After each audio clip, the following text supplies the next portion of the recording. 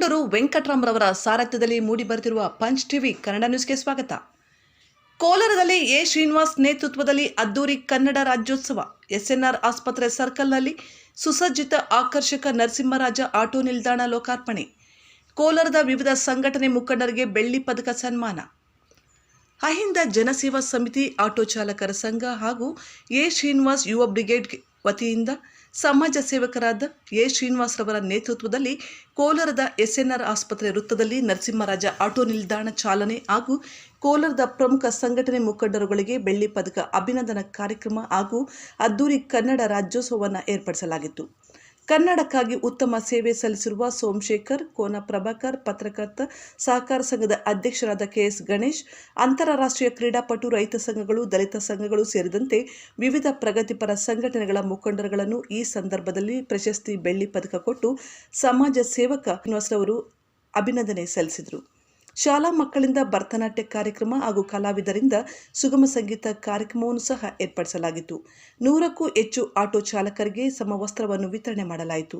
ನಗರದ ಹೊರವಲಯದ Kondarajanahalli ಗೇಟಿನಿಂದ SNR ಸರ್ಕಲ್ವರೆಗೆ A Srinivas ಅವರನ್ನು ಆಟೋ ಚಾಲಕರ ತಂಡವು ಮೆರವಣಿಗೆಯಲ್ಲಿ ಅದ್ದೂರಿಯಾಗಿ ಸ್ವಾಗತಿಸಿ ಅಭಿನಂದಿಸಿತು. ವರದಿ ಕಿತ್ತಂಡೂರು ವೆಂಕಟರಾಮ್, ಪಂಚ್ ನ್ಯೂಸ್, ಕೋಲಾರ.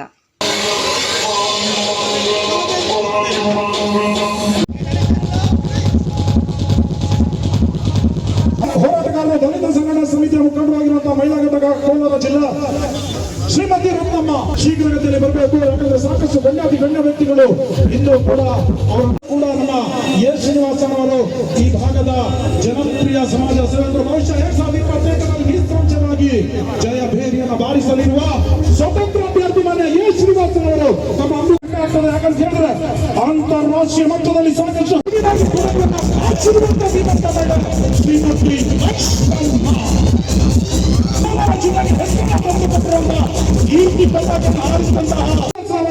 ಅಮೃತ ಹಕ್ಕು ಮುಖ್ಯವಾಗಿ ಬೆಳ್ಳಿ ಪದಕ ಹಾಗೂ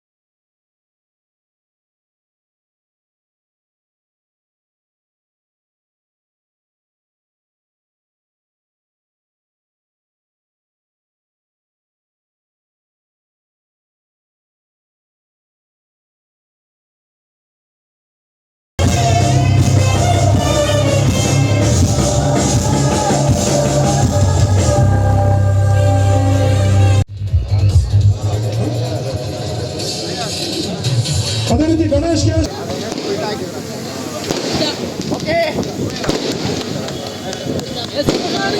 ಮಾಡಿ ಆಟೋ ಚಾಲಕ ಸಂಘದ ಸರ್ವ ಸದಸ್ಯರು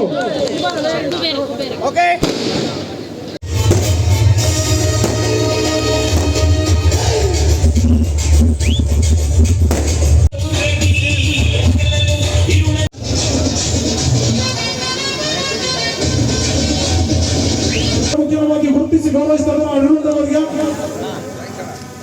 ಸಾಕಷ್ಟು ಈ ಒಂದು ಅದ್ದೂರಿ ಕನ್ನಡ ರಾಜ್ಯೋತ್ಸವ ಮುಕ್ತಾಯಗೊಳ್ಳಿಗೆ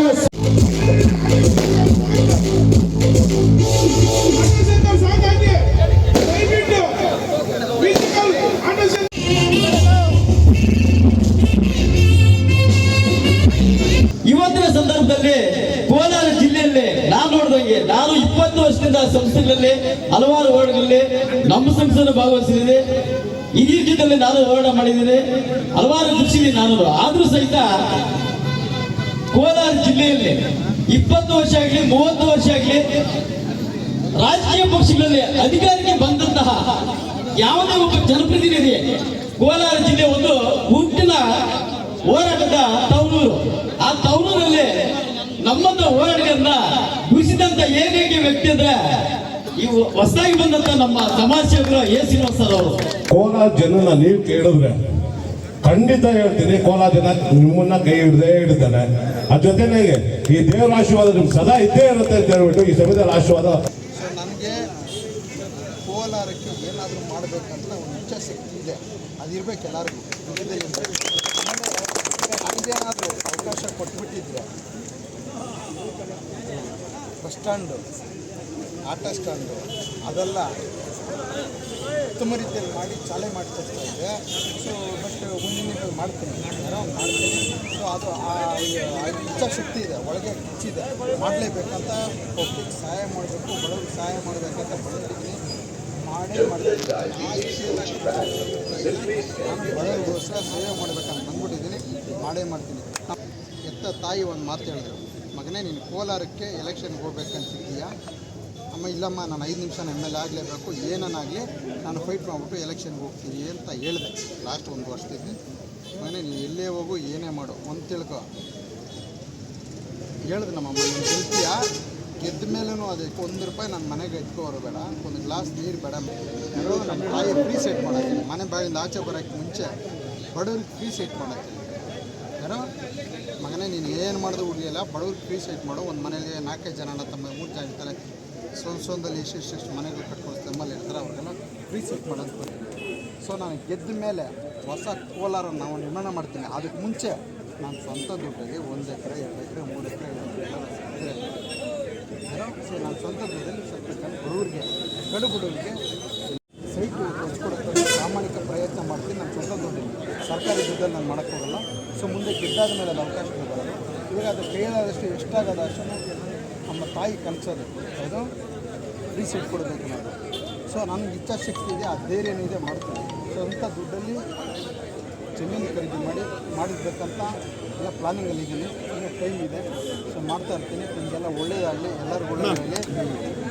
ಆಟೋದಲ್ಲಿ ದುಡಿದ್ರೆ ಊಟ, ಆಟೋದಲ್ಲಿ ದುಡ್ದಿಲ್ಲ ಅಂದರೆ ಊಟ ಇಲ್ಲ, ಆ ಥರ ಜನ ಇರುತ್ತೆ. ಆ ಥರ ಜನಕ್ಕೆ ಏನಾದರೂ ಚಿಕ್ಕಮ್ಮೆ ಆದರೂ ನಾನು ಚಿಕ್ಕಲ್ಲಿ ನಾನು ಇರ್ತೀನಿ, ಕಷ್ಟ ಸದ್ಯಕ್ಕೆ ನಾನು ಇರ್ತೀನಿ ಅಂತ ಹೇಳ್ತಾ ಮಾತನಾಡೋಣ ಅವಕಾಶದಿಂದ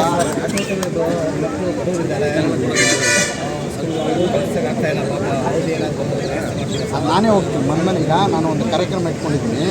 ಸೊ ನಾನೇ ಡೈರೆಕ್ಟಾಗಿ ಎಲ್ಲ ಬಡವ ಮನೆ ನಾನೇ ಹೋಗ್ತೀನಿ, ಅಲ್ಲೇ ಬೀದಿಯಲ್ಲಿ ನಾನೇ ಹೋಗ್ಬೇಕಂತ ನನ್ನ ಮನೆಗೂ ಬೀದಿಗೆ ಹೋಗ್ತೀನಿ, ಮಾಡೇ ಮಾಡ್ತೀನಿ ಅಂತ ನಾನು ಸಂಕಲ್ಪ ಇಟ್ಕೊಂಡಿದ್ದೆ. ಅದು ಮಾಡ್ತೀನಿ.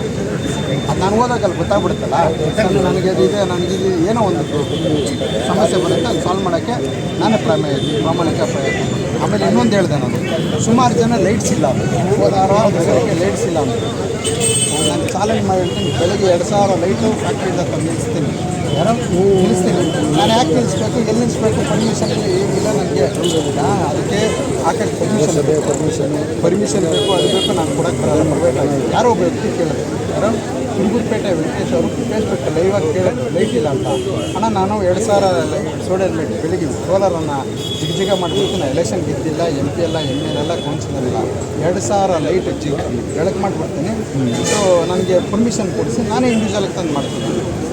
ನೀನು ನಗರಸಭೆಯಿಂದ ಮಾಡು, ಅವ್ರ ಕಡೆಯಿಂದ ಮಾಡ್ಕೊಂಡು ನಾನು ಯಾಕೆ ಮಾಡಬೇಕು, ನಾನು ಮಾಡೋ ಅವಶ್ಯಕತೆ ಇಲ್ಲ. ಅದಕ್ಕೆ ನಾನು ಒಂದು ತೀರ್ಮಾನ ಮಾಡಿದ್ದೀನಿ.